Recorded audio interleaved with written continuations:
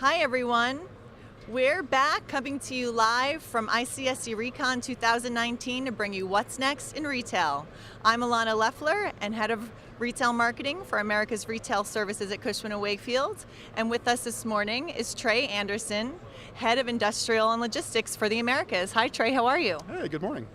How is the conference going for you so far today? Spectacular. Always enjoy coming here, meeting so many people, renewing old friendships. Wonderful time. Oh, that's lovely. And this is not your first Recon, is that correct? Absolutely not. So how does this stack up to years past for you? Yeah, it's really exciting being part of the Cushman team and being part of the platform. So for me, that's a differentiator, and it's really exciting now to have this engine to be a part of. Well, we're really excited to have you with us. Can't wait to integrate and collaborate with you on a lot of your ideas. And I understand that you have a retail background, is that right? Correct. So I spent half a dozen years at Home Depot, but also in my work as a consultant have done quite a bit of work with retailers on the supply chain side, everything from the manufacturing, ocean freight, distribution in the Americas, reverse logistics from the retail stores, balancing e-com with retail. So yes, quite a bit of experience in that arena. Oh, well, we love to hear that, especially coming from the retail platform at Cushman & Wakefield. So retailers are now taking a look at their real estate strategy completely different than they have before. It's not as siloed as it used to be. They're really taking a more holistic approach, and that lends to e-commerce being heavily impacted on their business. And so how does e-commerce affect industrial? So what we're really seeing on the industrial forefront is a couple things. What boards are looking for now and what Wall Street's actually asking for is understanding what's the strategy going to be going forward. And no one has a crystal ball, so they can't predict it. So first and foremost, being able to be nimble and flexible and react to changes in the market is very important. Then you need to look at your wholesale business, your retail business, exactly how do you want to move that business and understanding how does that impact. Third, it's really affecting multiple P&Ls. So you can't just look at a store P&L or a supply chain P&L, or if you're a manufacturer, your manufacturing P&L. You have to look across the board. E-commerce is actually more expensive per unit on the supply chain side, but much cheaper overall per unit sold for the total P&L. So that's an important piece to look at.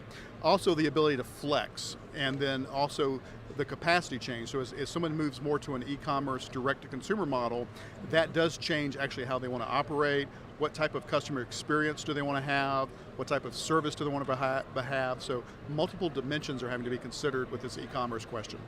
Absolutely, and what about the location in terms of how close a distribution facility is to its bricks and mortar location?